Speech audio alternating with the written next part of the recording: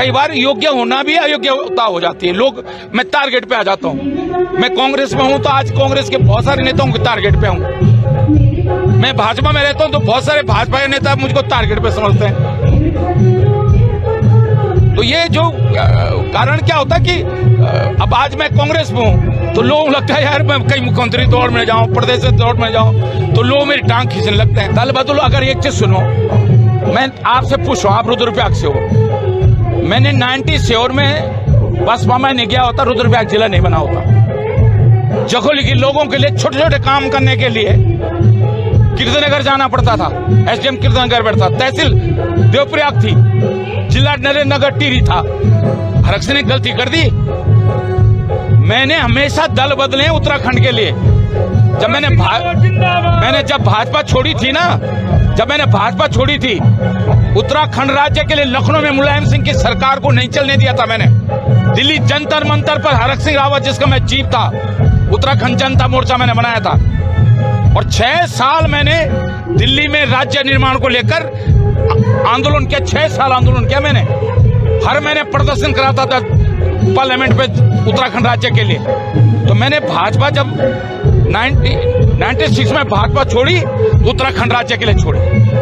मैंने Bahujan Samaj party join की, आज बागेश्वर जिला बन गया होता, चंपावत जिला बन गया होता, उधम सिंह नगर जिला बन गया होता। ये जखोली तहसील हरक सिंह की बनाई हुई है, उप तहसील थी ये, मेरी तहसील मेरे बनाई हुई है। ये क्या वो है, श्रीनगर तहसील मेरे बनाई हुई है। गढ़वाल विश्वविद्यालय को सेंट्रल विश्वविद्यालय हरक सिंह रावत ने बनाया। श्रीनगर मेडिकल कॉलेज मेरा बनाया हुआ, दून मेडिकल कॉलेज मेरा बनाया हुआ, गुरुद्वारा इंजीनियरिंग कॉलेज मेरा बनाया हुआ, फिर पर्यटन क्षेत्र मेरा बनाया हुआ, गैरसैंण तहसील मेरी बना रखी, पोखरी तहसील मेरे बना रखी है। ये जो आज रिवर राफ्टिंग पे हजारों लोगों को रोजगार मिल रखा है, ऋषिकेश से लेकर देवप्रयाग तक, ये रिवर राफ्टिंग पर्यटन मंत्री रूम मेरी शुरुआत कर रखी है। तो अगर मैंने दल बदले हैं, लोग एक चीज सुना, अगर मेरे दल बदलने से उत्तराखंड को फायदा हो रहा है तो क्या इसमें क्या नुकसान है? आज के उस सोशल मीडिया के लोग दल बदलो, अरे अगर हरक सिंह के दल बदलने से उत्तराखंड के लोगों को रोजगार मिलता है, तहसीलें बनती हैं, जिले बनते हैं। मैंने कहा मैं मां के पेट से जो है कांग्रेस का कार्यकर्ता, भाजपा कार्यकर्ता के रूप में पैदा नहीं हुआ। मैं मां के पेट से उत्तराखंडी के रूप में पैदा हुआ, देश के नागरिक के रूप में पैदा हूं। मेरी जिम्मेदारी पहले कांग्रेस के लिए, बीजेपी के लिए नहीं है। मेरी जिम्मेदारी पहले उत्तराखंड के लिए है, देश के लिए। मैंने भाजपा छोड़ी, इतने दुष्ट हो गई। तो मैं जब दोबारा देखा, मैंने सोचा पहले जैसा अच्छे होंगे। हमने तो भाजपा को देखा था कि जहां उनके पास गाड़ी नहीं होती। अब तो भाजपा का हर छोटू भैया भी कार से नीचे चलता ही नहीं। पहले जिला प्रचारक 3-3 दिन तक कोई खिलाने वाला नहीं मिलता था। श्रीनगर में कोई खिलाने वाला नहीं मिलता था। 3-3 दिन भूखे रहते थे जिला प्रचारक। अब ये भाजपा जिला प्रचारक थोड़ी, अब तो जिला प्रचारक भी सोचता है कि डीएम मेरे को रिपोर्ट करे। आप देखो ना, अभी देखा नहीं आपने, भर्ती घोटाले में प्रदेश संगठन मंत्री प्रांत प्रचारक का नाम आ रहा है। अभी अंकिता हत्याकांड में भाजपा के वरिष्ठ नेताओं के नाम, वीआईपी का नाम आना, ये हमारे लिए डूब मरने की बात है कि नहीं मरने? लोग, एक कहावत है कि सूर्यास्त और पानी मस्त, ये तो सुबह ही कर देते हैं। उनके सारे विधायक, मुन्ना सिंह चौहान से लेकर के अरविंद पांडे से लेकर के तमाम विधायक खड़े होकर के कहते हैं कि हमारी सरकार में सुनी नहीं जा रही, वो गुटबाजी नहीं होती है। लेकिन कांग्रेस में अगर कोई अपने विचार व्यक्त कर देता है तो उसमें कहा जाता है कि साहब गुटबाजी है। नकली वोट, नकली चोरी, सब जगह नकली बातें, नकली कोई वादा असली नहीं, सब नकली ही नकली। इतना नकली नहीं चलेगा। अब चलेगा तो खालसा चलेगा, सच्चाई की जीत होगी। आप बीजेपी में जाके देखो ना वहाँ क्या स्थिति है। उनका मंत्री क्या बोल रहा है, मुख्यमंत्री क्या बोल रहा है, सांसद क्या बोल रहा है, इनमें आपस में ही एकता नहीं है। और ये मोदी जी ने जितने भी वोट चोरी कर रखे हैं, 1 करोड़ 20 लाख वोट जितने भी चोरी हुए हैं अभी तक, ये सबको दिख चुके हैं ऑलरेडी। हमारे यहाँ लोकतंत्र इतना है कि हमारे गला नहीं दबाया जाता, जुबान में लगाम नहीं लगाई जाती, हंटर नहीं चलाया जाता पीछे से। क्या किया हमने इन 25 सालों में? पहले फौज में भर्ती होता था उत्तराखंड का, अब अग्निवीर योजना आ गई। हम तो फौजी भी नहीं रहे, भर्ती नौकरियों में रोज पेपर लीक हो रहा है। कहते ना, जो राजा के कर्म जैसे होते हैं, प्रजा को भुगतना पड़ता है। अभी सरकार के कुकर्मों को आज प्रजा को भुगतना पड़ रहा है, प्रकृति भी मार रही है। अभी तो राहुल गांधी जी ने और भी पर्देफाश करने हैं इनके। ये तो सिर्फ एक, कहते हैं ना, पिक्चर से पहले एक टीजर आता है, टीजर था, फिल्म अभी बाकी है। और अभी सबको दिखने वाली है फिल्म, और जब लोगों को दिखेगी फिल्म तो इनके लोग जो भाजपा के कैंडिडेट्स हैं ये खुद कहेंगे हमें कांग्रेस पार्टी में ले लो आप। और मैं राष्ट्रीय नेतृत्व का बहुत आभारी हूँ, धन्यवादी हूँ कि उन्होंने प्रदेश में भी टीम बहुत अच्छी दी है, जिलों में भी टीम बहुत अच्छी दी है। शेर जब भी लंबी छलांग मारता है वो तो 2 कदम पीछे जाता है, तो यही कहावत यहाँ पर भी लागू होती है कि शेर समझ लीजिए आप कांग्रेस को और गिदड़ समझ लीजिए आप भाजपा को। देखिए, मैं अपने राष्ट्रीय नेतृत्व को बहुत धन्यवाद दे रहा हूं कि उन्होंने बहुत समय पर हम सबको जिम्मेदारी दी है। माननीय यशपाल आर्य जी को, गोदयाल जी को, भुवन कापड़ी को, प्रीतम भाई को, और हम सबको एक जिम्मेदारी दी है। अब हम सबका उत्तरदायित्व बनता है कि पार्टी के राष्ट्रीय नेतृत्व के सपने को, उनके संकल्प को और उत्तराखंड के शहीदों के सपने को हम पूरा करें। जो उत्तराखंड के शहीदों ने सपना देखा था ऐसा उत्तराखंड बनेगा, हम उस शहीदों के सपने को पूरा करने के लिए जनता के बीच में हम संघर्ष करेंगे, लोगों के बीच में भरोसा पैदा करेंगे कि कांग्रेस से जो वायदा करेगी उत्तराखंड की जनता से, वो वायदा पूरा करेगी। और इस भाजपा की भ्रष्ट सरकार को विदाई देना हम सबका कर्तव्य है। अगर सही मायने में अगर हम उत्तराखंड के शहीदों के सपने को हमको पूरा करना है तो हमें विदाई देनी होगी। भारतीय जनता पार्टी की सरकार की विदाई हमको तय करनी होगी। जैसा 25 साल में उत्तराखंड होना चाहिए था, क्या ऐसा उत्तराखंड बिल्कुल नहीं हुआ है, जीरो है। जिस दिशा में उत्तराखंड को देखिए क्या किया हमने इन 25 सालों में। पहले फौज में भर्ती होता था उत्तराखंड का, अब अग्निवीर योजना आ गई। हम तो फौजी भी नहीं रहे, भर्ती नौकरियों में रोज पेपर लीक हो रहा है। ऐसा तो उत्तर प्रदेश में भी कभी नहीं हुआ। हमने दिया क्या इस उत्तराखंड को? तराई दे दी, आपदाएं आ रही हैं, उन आपदाओं से ठीक से कैसे निपटा जाए वो भी नहीं हो पा रहा है। तो मैं निश्चित रूप से देखिए, पहले कई केदारनाथ में आपदा आ गई, बद्रीनाथ, गंगोत्री में आ गई, देहरादून में तो ऐसे कभी नहीं आती थी। कहते हैं ना, जो राजा के कर्म जैसे होते हैं प्रजा को भुगतना पड़ता है। अभी सरकार के कुकर्मों को आज प्रजा को भुगतना पड़ रहा है। प्रकृति भी मार मार रही है। राजा के कुकर्मों की मार प्रकृति जो है हमारे जनता को मार रही है। हरिद्वार, देहरादून में भी आपदा आ गई, हरिद्वार में आ गई, उत्तरकाशी से आ गई, चमोली आ गई, टिहरी आ गई, पौड़ी आ गई, उधम सिंह आ गया, पिथौरागढ़ आ गई। भरत सिंह रावत जी, आपको बड़ा पद मिला है, क्या एकजुट होकर 2027 का चुनाव लड़ा जाएगा और किस तैयारी के साथ लड़ा जाएगा? बिल्कुल एकजुट होकर लड़ेंगे, बिल्कुल 100% एकजुट होकर लड़ेंगे। कोई गिलवे शिकवे नहीं, सबको साथ लेकर लड़ेंगे। और कांग्रेस इन दुष्टों से तभी मुकाबला कर सकती है, कांग्रेस इन दुष्टों से तभी मुकाबला कर सकती है जब सही मायने में कांग्रेस एकजुट होकर बिना स्वार्थ के उत्तराखंड के जनता के हितों की लड़ाई को हम ईमानदारी के साथ लड़ेंगे। तभी जनता हम पर भरोसा करेगी। आज अपने दुष्ट बता रहे हैं, आप भी तो उसी तो तभी तो छोड़ के आया ना दुष्टों के साथ। अब दुष्टों के साथ मुझे क्या पता था इतने दुष्ट हो गए ये। हमने तो उस भाजपा को देखा था कि जहां उनके पास गाड़ी नहीं होती थी। मुझे आज भी याद है जब पहली बार मनोकांत ध्यानी की एक जीप खरीदी, वो ठेकेदार थे। एक जीप भाजपा की मीटिंग के बाहर जीप हुई तो हमको लगा यार भाजपा के दिन भी अच्छे आ गए। अब तो हमारे हमारी मीटिंग के बाहर एक जीप खड़ी है। अब तो भाजपा का हर छोटू भैया भी कार से नीचे चलता ही नहीं। तो अब तो भैया वो भाजपा थोड़ी रहेगी। पहले जिला प्रचारक 3-3 दिन तक कोई खिलाने वाला नहीं मिलता था। श्रीनगर में कोई खिलाने वाला नहीं मिलता था। श्रीनगर में संघ के जिला प्रचारकों 3-3 दिन भूखे रहते थे जिला प्रचारक। अब ये भाजपा वो जिला प्रचारक थोड़ी, अब तो जिला प्रचारक भी सोचता है कि डीएम मेरे को रिपोर्ट करे। आप देखो ना, अभी देखा नहीं आपने भर्ती घोटाले में प्रदेश संगठन मंत्री प्राण प्रचारक का नाम आ रहा है।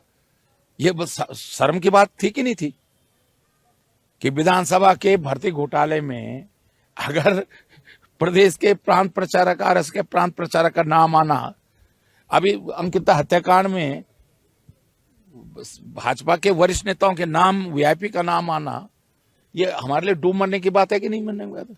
तो ये भाजपा अब ये दुष्ट, मैंने मुझे थोड़ी पता था इतने दुष्ट हो गया ये। मैंने भाजपा छोड़ी इतने दुष्ट हो गए। तो मैं जब दोबारा देखा मैंने सोचा पहले जैसे अच्छे होंगे। मुझे थोड़ी पता था कि ये सचमुच इतने दुष्ट हो गए।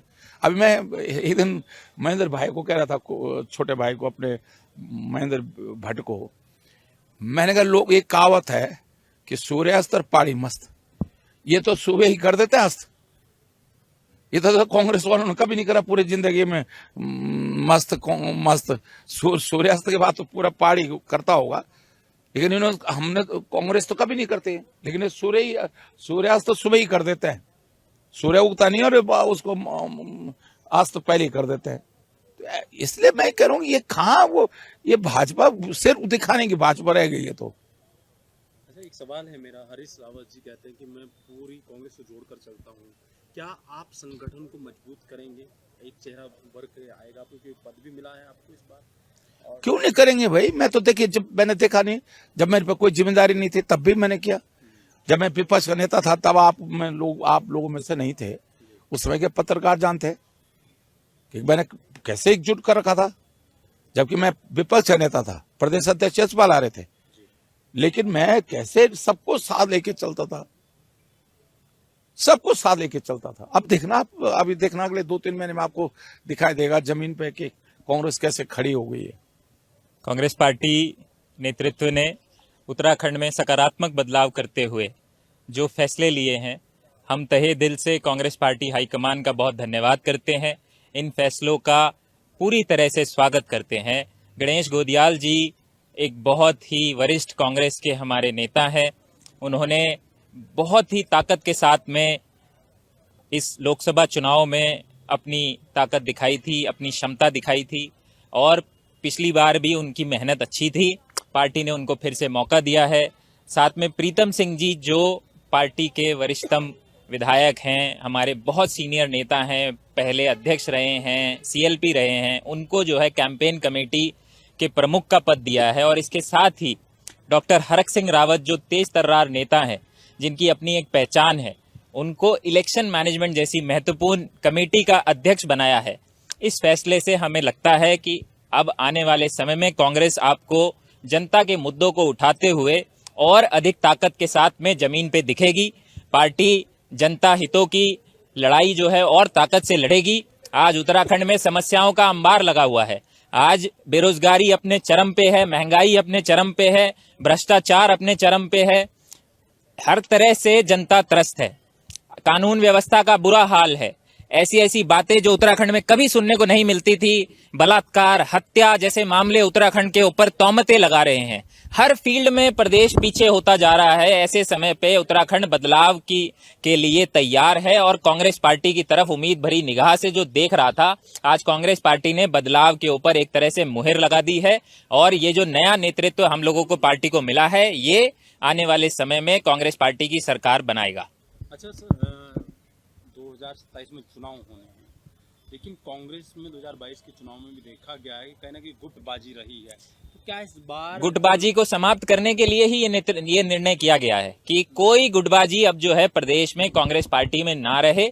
आप देखिए, सबको पार्टी ने महत्वपूर्ण जिम्मेदारी दी है। सब जो है इस फैसले का स्वागत कर रहे हैं। हर तरह से पार्टी के कार्यकर्ताओं में बहुत भारी उत्साह है। आज से ही कांग्रेस और ऊपर जाने के लिए और तेजी से चल पड़ी है। आप विधानसभा में क्षेत्र में सब जगह घूम रहे हैं जी, क्या 2027 के लिए आप तैयार हैं? देखिए, हम सब लोग सारी ही विधानसभाओं में काम करेंगे।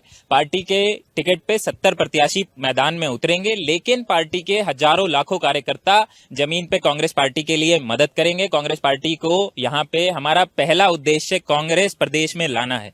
व्यक्तिगत महत्वाकांक्षाएं हम लोग बाद में देखेंगे। पार्टी जिसको टिकट देगी वो चुनाव लड़ेगा।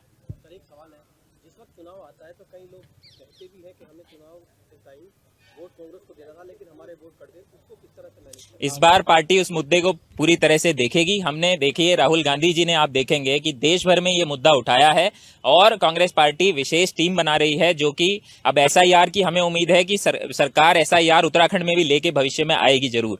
हम एक भी वोट ना कटे इसके लिए कांग्रेस कार्यकर्ताओं को ट्रेनिंग देंगे और उन लोगों को जमीन पे लगाएंगे। हमें आपको विश्वास दिलाते हैं कि प्रदेश की जनता का जो मताधिकार का उनका संवैधानिक अधिकार है, उसका हनन नहीं होने दिया जाएगा। देखिए, संगठन सृजन का जो काम हुआ है प्रदेश स्तर पर, गणेश गोदियाल जी के नेतृत्व में कांग्रेस दोबारा से एक बड़ी लड़ाई की तैयारी करेगी। 2026-27 में जो विधानसभा का चुनाव होना है, उसके साथ ही उनके पूरे चुनाव अभियान की कमान आदरणीय प्रीतम सिंह जी को सौंपी गई है। प्रबंधन की कमान डॉक्टर हरक सिंह रावत को सौंपी गई है। विधानमंडल दल के नेता हमारे प्रीतम सिंह जी, हमारे यशपाल आर्य जी, उपनेता भुवन कापड़ी जी। इसी प्रकार से राजधानी देहरादून जो बड़ा महत्वपूर्ण है और सारी पूरी जो मैसेजिंग है वो देहरादून से होती है। राजधानी में डॉक्टर जसविंदर सिंह गोगी जैसे एक ओजस्वी युवा, पढ़े लिखे, एक विद्वान, एक संघर्षशील नौजवान को सारे कार्यकर्ताओं की राय से, ये कार्यकर्ताओं की राय से हुआ है। पूरे 27 के 27 जिले जो आज संगठन सृजन में घोषित किए गए हैं, वो सारे जिले हमारे जो अखिल भारतीय कांग्रेस कमेटी के बहुत सीनियर लीडर्स यहाँ पर आए थे, उनके कार्यकर्ताओं की राय से उन्होंने अपनी जो रिपोर्ट हाईकमान को सौंपी थी, उसमें कहीं किसी की सिफारिश नहीं चली। और हमें बड़ी खुशी है कि डॉक्टर गोगी को दोबारा से पार्टी ने ये मौका दिया है। देहरादून में, राजधानी में डॉक्टर गोगी के नेतृत्व में कांग्रेस के हमारे सारे महानगर के साथी जो है वो पार्टी को मजबूत करेंगे और 10 की 10 विधानसभा सीटें देहरादून की हम झोली में कांग्रेस की डालेंगे। अच्छा, गोदयाल जी 2022 के चुनाव में भी कहीं ना कहीं चेहरा थे एक तरह से, और उस वक्त उनको बीच में फिर प्रदेश के पद से हटा दिया गया। देखिए, पार्टी में सतत प्रक्रिया चलती रहती है। 2022 का चुनाव जो है एक्स्ट्रा ऑर्डिनरी हालात में हुआ था और जो इस समय वोट चोरी का पर्दाफाश हो रहा है, उससे हम कह सकते हैं कि 2022 में गणेश गोदयाल जी का चेहरा रहा हो, प्रीतम सिंह जी का चेहरा रहा हो, हमारी सारी लीडरशिप का चेहरा रहा हो, उस पर जनता ने परिवर्तन के लिए मोहर लगाई थी। लेकिन वोट चोरी करके 2022 में भी भारतीय जनता पार्टी ने सरकार चुराने का काम किया था। अब दोबारा से मौका गोदयाल जी को दिया गया, हमें खुशी है। सारे कार्यकर्ताओं में उत्साह है, जोश है। और सबसे बड़ी बात यह है, करण महाराज जिन्होंने बड़ी मेहनत करके 3.5 साल पार्टी का नेतृत्व किया, पार्टी ने उनके काम की कदर करके उनको CWC का मेंबर बनाया। सबसे जो बड़ी हमारी राष्ट्रीय स्तर की पार्टी की जो नीति निर्धारक समिति होती है, उसका मेंबर उनको बनाया।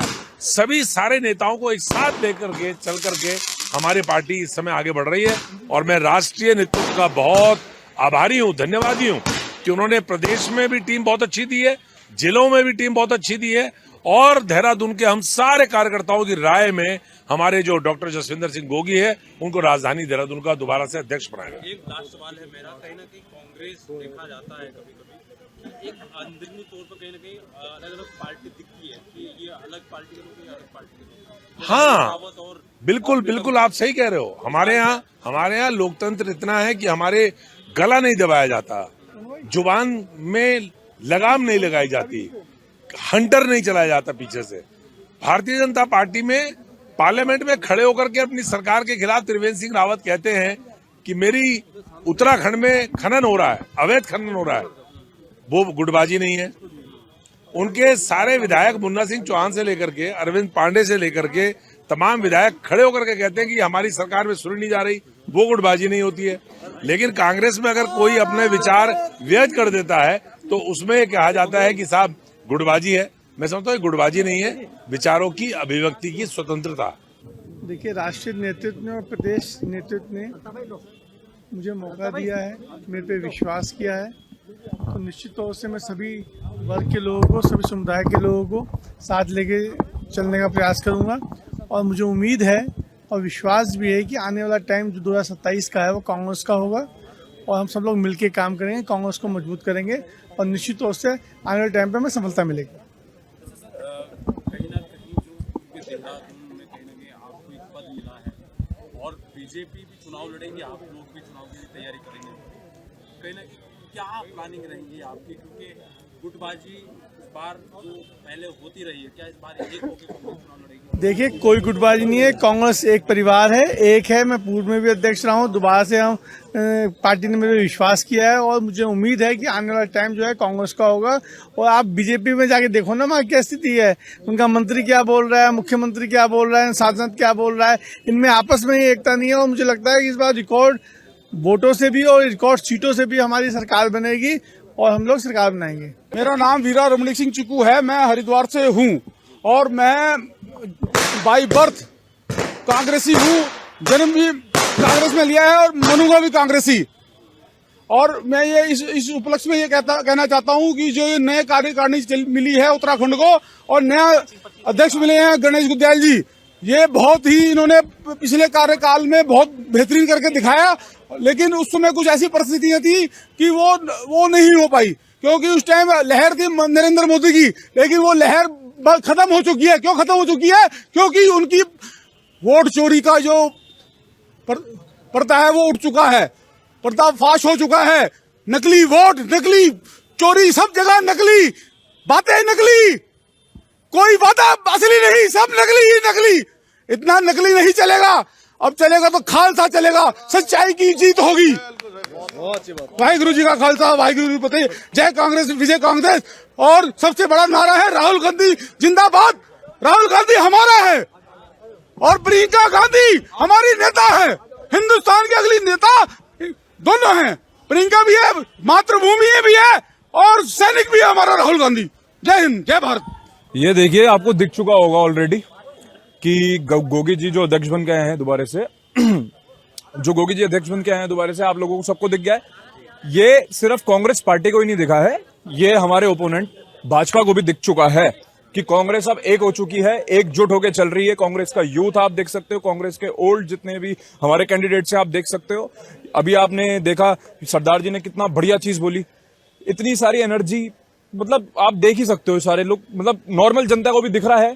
और जो ये भाजपा का वोट चोरी का ये सारे मुद्दे सामने आ रहे हैं, और ये मोदी जी ने जितने भी वोट चोरी कर रखे हैं, 1,20,00,000 वोट जितने भी चोरी हुए हैं अभी तक, ये सबको दिख चुके हैं ऑलरेडी। और 2027, 2028 में जब भी इलेक्शन होंगे, 2027 में होते हैं, 2029 में, अभी तो राहुल गांधी जी ने और भी पर्देफाश करने हैं इनके। ये तो सिर्फ एक कहते हैं ना, पिक्चर से पहले एक टीजर आता है, टीजर था, फिल्म अभी बाकी है और अभी सबको दिखने वाली है फिल्म। और जब लोगों को दिखेगी फिल्म तो इनके लोग जो भाजपा के कैंडिडेट्स हैं ये खुद कहेंगे हमें कांग्रेस पार्टी में ले लो, आप हमें कांग्रेस पार्टी में ले लो, क्योंकि बीजेपी का नाम ऑलरेडी 50% गंदा हो चुका है। गंदी राजनीति कर रही है बीजेपी, और 50% जो रह चुका है वो खुद के लोग ही गंदी कर देंगे इनकी। लेकिन जैसे इस बार जो चुनाव है नगर निगम में, और कहीं ना कहीं आपने देखा भी होगा कि इसी नगर निगम में ही भाजपा का कैसा वर्चस्व रहा है, तो उस लिहाज से आप कैसे कह सकते हैं कि भाई कांग्रेस क्या बैकफुट पे से आगे आ पाएगी, आपको लगता है? जी देखो, कहते हैं कि शेर जब भी छलांग मारता है, लंबी छलांग मारता है, वो तो 2 कदम पीछे जाता है। ये कहावत सबने सुनी है, तो यही कहावत यहाँ पर भी लागू होती है कि शेर समझ लीजिए आप कांग्रेस को और गिदड़ समझ लीजिए आप भाजपा को। सर, आपने अभी चोरी की बात कही है, वोट चोरी होता है। जब पता है आप लोगों से वोट चोरी होती है, तो ये चोरी की जो बात है वो जब भी क्यों कही जाती है जब चुनाव आते हैं? अगर चोरी होती है तो पहले क्यों नहीं इसमें? देखिए, आपने बहुत अच्छा क्वेश्चन पूछा सर। पहले अगर देखिए, आजकल जो आम जनता है, आम जनता इतना ध्यान नहीं देती है, उनको सिर्फ पता है कि वोटिंग देनी है हमने और हम इस कैंडिडेट को पसंद करते हैं। आम जनता अपने कार्य में इतनी व्यस्त है कि अगर हम उन्हें मान लो अगर 2027 में इलेक्शंस हैं, अगर 2025 में बता देंगे तो 2 साल तक भूल भी जाएंगे। तो लेकिन ऐसी चीज भूली नहीं जा सकती, तभी वो वोटिंग से पहले ये सारे मुद्दे उठाए जाते हैं। सर देखिए, मैं इस पे नहीं कहना चाहूंगा कुछ कि जिन सीटों पे कांग्रेस जीती है वहां पर वोट चोरी हुई है नहीं हुई है। हम ये बात कर रहे हैं, वैसे तो सेंटर की बात कर रहे हैं हम लोग, ये कि सेंटर में तो वोट चोरी हुई है। ये आपको ये सबके सामने ही आ चुका है। एक वो आलिया खान जो कोई और की लेडीज है, एआई से जनरेट करके बना रखी है उसकी पिक्चर, वो कोई नाम एग्जिस्ट ही नहीं करता। हाउस नंबर 0 किसका कैसे हो सकता है, आप मुझे बताइए। हाउस नंबर 0 तो नहीं हो सकता ना, तो हाउस नंबर 0 और उसके नाम के पड़ रहे हैं 2500 वोट, तो ये चीज तो नहीं हो सकती। अब आपको कैसे लगता है कि ट्रांसपेरेंट इलेक्शंस होंगे? तो ये पहले क्या तो अब भी कर सकते हैं? सर देखिए, अगर अभी भी इन्होंने करी वोट चोरी तो जनता को तो पता लगेगा ही। जनता को कैसे पता लगेगा सर? आप मेरे को एक बात बताइए छोटी सी। सोशल मीडिया का जमाना आ रखा है, आप लोग पता कर सकते हैं। मीडिया है, मीडिया फैलाएगी इस चीज को, मीडिया सच दिखाएगी तो सबको पता लगेगा। सोशल मीडिया इन्फ्लुएंसर सच दिखाएंगे, या सोशल मीडिया जितने भी लोग इन्फ्लुएंस करते हैं, आम जनता को इन्फ्लुएंस करते हैं, अगर वो सही इन्फ्लुएंस करेंगे, सही चीज दिखाएंगे तो ऑब्वियस सी बात है सामने आएगा सबके। लगाएंगे उपना कर्मचारी एकता जिंदाबाद, सबके हाथ खड़े होने चाहिए, हामी के कानों तक आवाज पहुंचनी चाहिए। उपनल कर्मचारी जिंदाबाद, कर्मचारी एकता जिंदाबाद, तो ली तो लड़ाई है, रोजी रोटी दे न सके जो वो सरकार निकलनी है, रोजी निकम्मी है, सरकार निकम्मी है, वो सरकार बदलनी है, सरकार निकम्मी है, वो सरकार बदलनी है। होटल कर्मचारी एकता जिंदाबाद, जिंदाबाद जिंदाबाद होटल कर्मचारी एकता जिंदाबाद, जिंदाबाद जिंदाबाद आपका हाथ नहीं खड़ा होगा। होटल कर्मचारी एकता जिंदाबाद, जिंदाबाद जिंदाबाद होटल कर्मचारी एकता जिंदाबाद, जिंदाबाद जिंदाबाद। तमाम मेरे भाई और बहनों, गोजार जी का मुझे टेलीफोन आया, रावत जी आपको हमारे धरने पर आना है। मैं दिल्ली जा रहा था, लेकिन मैंने पहले ये जरूरी समझा कि नहीं, मैं आपके साथ हूं, पहले से आपके साथ। और ये बात सही है, आज अगर सचिवालय चल रहा है, उपनल के कर्मचारियों के बलबूते पर चल रहा है। अगर आज स्वास्थ्य विभाग चल रहा है तो उपनल के कर्मचारियों के बलबूते पर चल रहा है। जब मैं पिछली सरकार में, उससे पहले सरकार में मंत्री था, तो सचिवालय में समीक्षा अधिकारी नहीं मिलते थे। सारी फाइल बनाने का काम, कोविड में मैं एडमिट हुआ, उससे पहले धामी एडमिट था। जिस दिन धामी बाहर आया उस दिन उसी रूम में मैं गया। सारा नर्सिंग स्टाफ उपनल का, दून मेडिकल कॉलेज भी उपनल के कर्मचारियों के बलबूते पर चल रहा।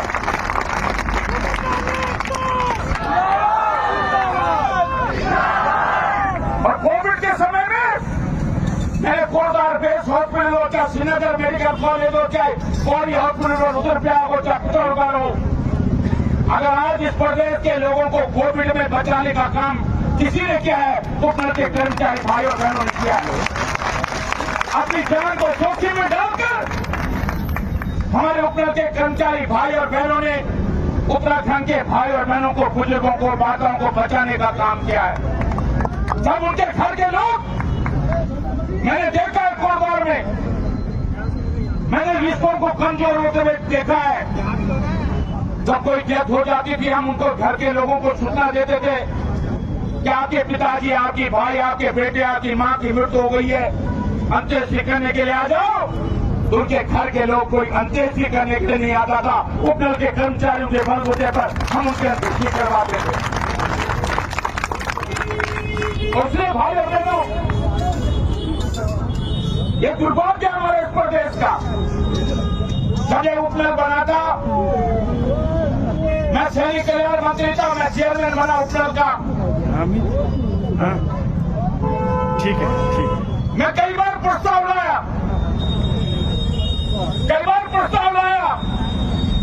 विजय बाबू ने, मुख्यमंत्री थे, मैंने विजय बाबू को सहमत करा दिया कि उपनल के कर्मचारियों को नियमित किया जाएगा। राकेश शर्मा वित्त सचिव थे, मैंने उनके दस्तखत करा लिए, चीफ सेक्रेटरी को सहमत करा दिया। जब कैबिनेट में मामला रह गया, तो मैं नाम का उल्लेख नहीं करना चाहता, हमारे कुछ साथियों ने उस समय विरोध किया और उसके कारण उपनल के कर्मचारी 2013 में नियमित नहीं हो पाए। जब मैं पिछली भाजपा सरकार में मंत्री था, गणेश जोशी ने मुझसे कहा, रावत जी, इस उपनल के कर्मचारियों का मामला कैबिनेट में लाओ। मैं कैबिनेट में लाया, मेरी अध्यक्षता में कमेटी बनी, गणेश जोशी भी उसमें मेंबर थे, गणेश जोशी को भी मैंने मेंबर बनाया और मेरी कमेटी ने निर्णय लिया कि उपनल के कर्मचारियों को नियमित करने का निर्णय यह कमेटी करती है।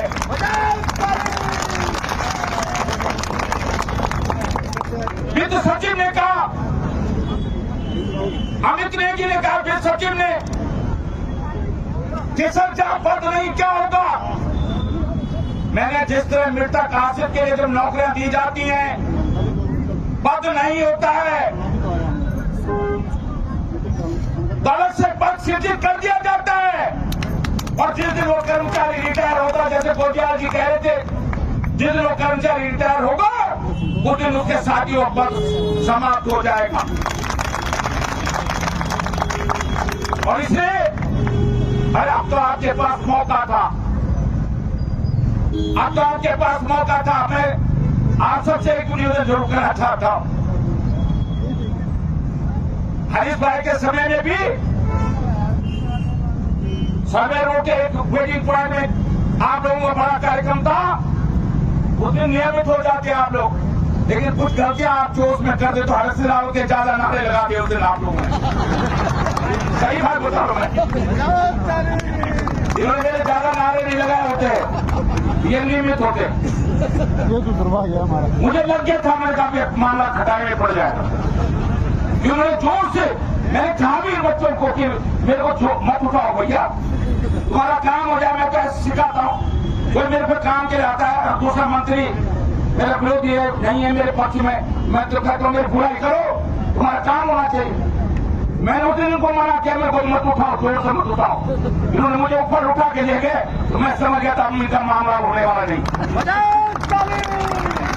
जैसे लालधान से अर्थात सड़क के लिए 70% सड़क मैंने कोटद्वार के लिए बना दी। दिल्लीदारों के सामने हेलीकॉप्टर में कोटद्वार जा रहा था तो मैंने तो अच्छे की दे बोला, मैंने कहा जितेंद्र भाई ये सड़क मैंने 70% बना ली है, केवल 30% रह गई है, बस निराश मत हुई। वही कुछ उन्होंने सोचा अगर ये सड़क बन जाएगी, इतिहास पुरुष बन जाएगा हरीश रावत। इलाहाबाद से गढ़वाल कुमाऊं को जोड़ने वाली सड़क हरीश रावत ने बना दी। उसी दिन चीफ से जो कह के ओम प्रकाश को के उस सड़क पे काम रोकने का आदेश हो गया। तो मैं तो धामी से कह रहा हूं, धामी सैनिक का बेटा है, मैं भी सैनिक का बेटा हूं। मैं तो शादी में भी गया धामी की। मैं पिथौरागढ़ दौरे पे था, मैं विपक्ष का नेता था, मैं पिथौरागढ़ दौरे पे था, बेरीनाथ दौरे पे था, मैंने सारे दौरे छोड़कर मैं खटीमा उसकी शादी में गया। अरे भैया ये तो लिहाज रख लिया, तेरे व्योम आयु में है, तेरे व्योम आयु में है, तेरे से कुछ नहीं मांग रहा हूं मैं। तूने तो मुझको 1 रुपए पिटाई नहीं लगाई तो थे, लेकिन आज मैं तुमसे मांग रहा हूं धामी, मैं अपने छोटे भाई से कह रहा हूं कुछ चीजें राजनीति से ऊपर उठ के होनी चाहिए।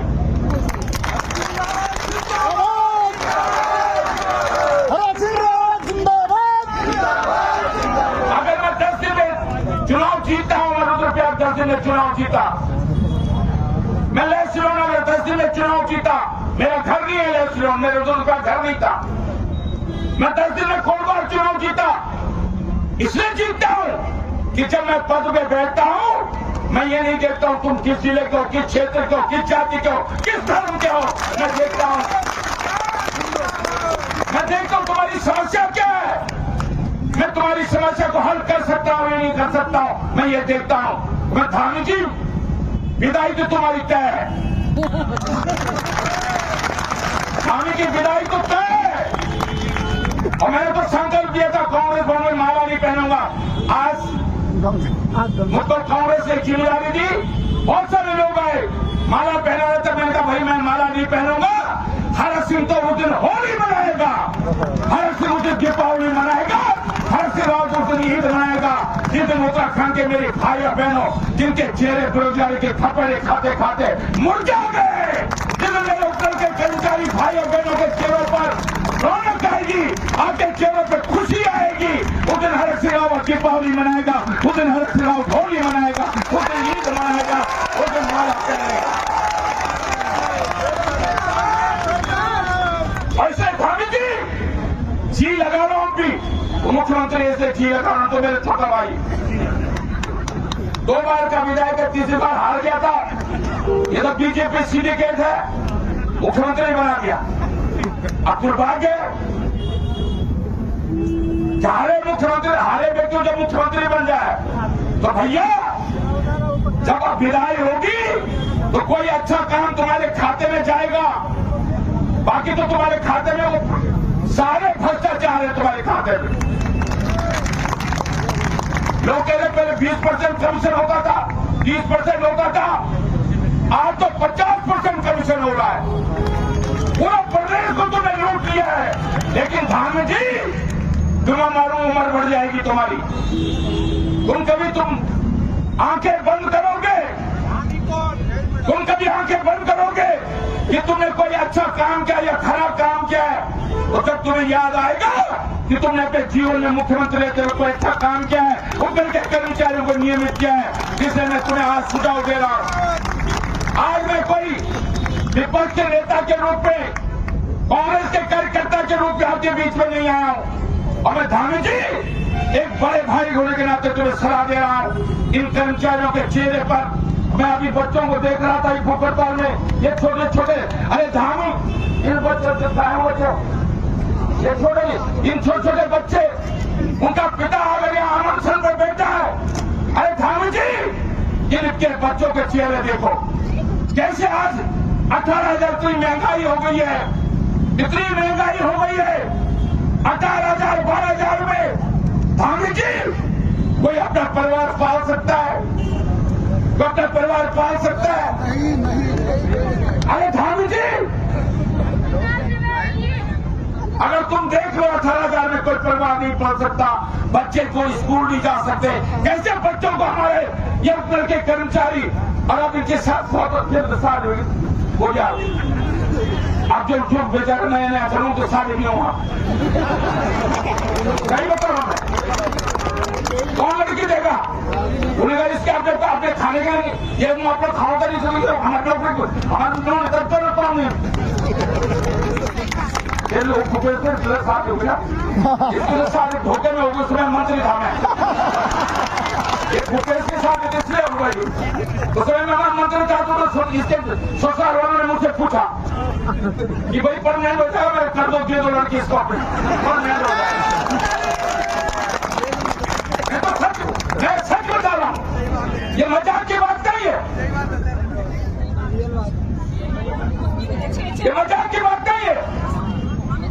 अगर होटल के कर्मचारियों को लड़की देगा, अगर वो परिवार को पाल सकता, अगर कहीं और नौकरी करने जगह नहीं बची,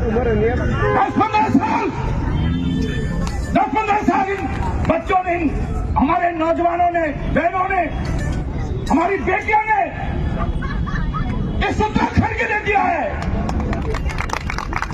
अरे धामी जी इनके चेहरों को देखो, हमका धनाई बेलवंत की जवान, ठीक है ठीक है ठीक है। हम उत्तराखंड राज्य की लड़ाई लड़ रहे थे, हमने नारा दिया था तो अभी तो उत्तराखंड राज्य तो बोला पौधा झमरा खाएंगे, उत्तराखंड बनाएंगे। मैं उससे पौड़ी से विधायक था, मुझे आज भी याद है 4/8 तारीख रात को जब पौड़ी में लाठी चार्ज हुआ था, 2 सितंबर जब पौड़ी में लाखों लोग उत्तराखंड राज्य की लड़ाई को लेकर इकट्ठा हुए थे। इसलिए भाई और बहनों, हंसा धनाई बेलवंत की जवान ने, भैया आपस में बोलो, आपस में बात करो भैया, शोर मचाओ तो धामी के शोर, जब मैं नारे लगाऊं तब शोर मचाना, जिससे धामी के कान फूट जाए।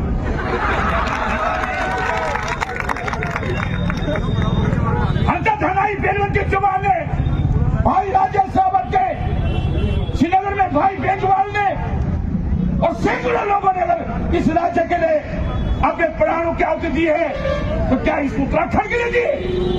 क्या मेरे बेटे आप सड़कों पर बैठे रहेंगे? मेरे नौजवान बेटे कैसे आंसर दलाएंगे? बलिदान दिया था इस राज्य के लिए, आज उनकी आत्मा कहीं से देख रही होगी, इन चेहरों को देखकर दुखी हो रही होगी कि मुझसे गलती होगी, हमसे गलती होगी। मसूरी कांड में हमने जो बलिदान किया था, हंसा धनाई बेलवंत चौहान ने, उस समय की मुलायम सिंह की सरकार की गोलियां पीठ पे नहीं खाई, सीने पे खाई, सीने पे खाई, सीने पे खाई।